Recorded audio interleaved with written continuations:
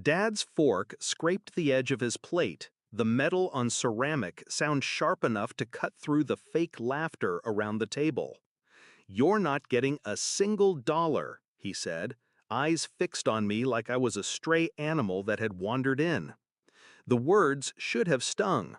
They didn't, not anymore. That's when my phone lit up on the table. The number was unfamiliar, but the voice on the other end was clear. "Miss Brooks, SoftBank just wired 40 million. You're officially $100 million CEO." The silence that followed could have drowned the whole room. I didn't look at him. I just smiled. Backstory: the roots of the betrayal. My parents were never the type to clap at school plays or frame my report cards. Success wasn't celebrated. It was expected, and then diminished. "Top of your class? So was I," Dad would say. Mom would just change the subject. The real crack came at 21.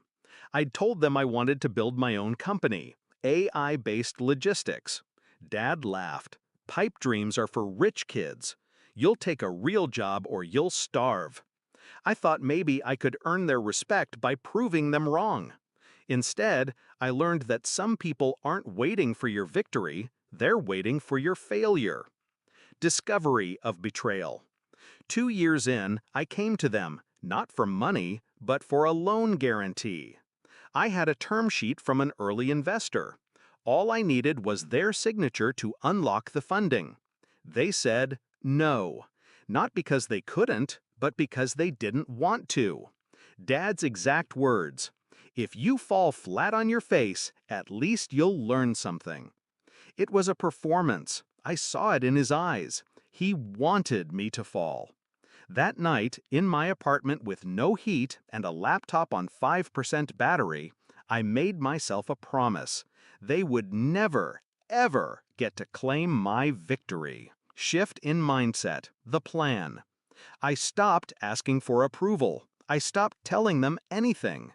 Every call became small talk. Every meeting became an act. I kept my growth quiet. I built my network silently. I learned to listen more than I spoke, to ask questions that revealed what people thought of me when I wasn't in the room. And my parents? They thought I was still struggling, probably one rent check away from moving back home. I let them believe it. Execution: the moves that changed everything. Step 1. Secure talent no one else could afford. I offered equity instead of cash. People laughed, but the ones who stayed became my inner circle. Step 2. Lock down patents before I even had a product. I bled my savings dry on legal fees, but it kept the big players from stealing the idea. Step 3. Cultivate an image of being underestimated. No press, no LinkedIn brag posts, just quiet deals behind closed doors. Within 3 years, we had a prototype. Within 4, Amazon and Maersk were in bidding wars for a partnership. That's when SoftBank called. Climax: back to the dinner table. I didn't answer right away after the 40 million news. I let the silence grow heavy, let their curiosity claw at them. Finally, I put the phone on speaker. "Could you repeat that?" I said, my voice calm. "Of course.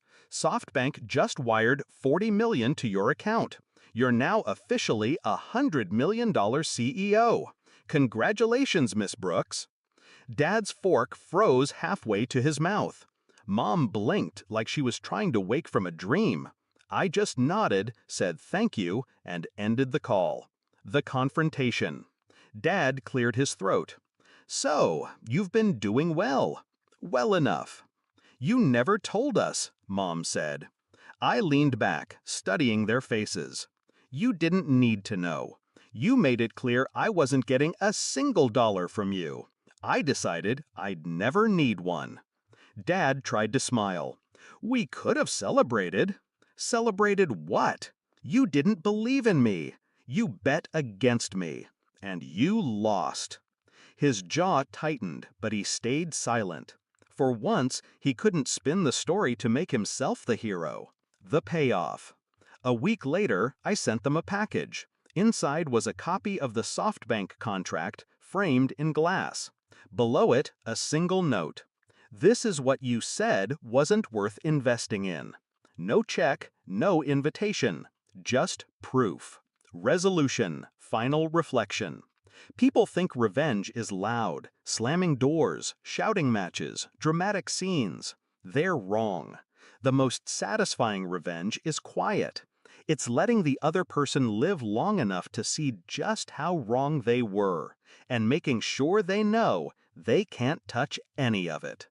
That night, after the dinner, I sat in my penthouse, city lights bleeding through the glass, and realized something. I hadn't just won. I'd erased any part of me that still needed their approval, and that was worth more than the 100 million.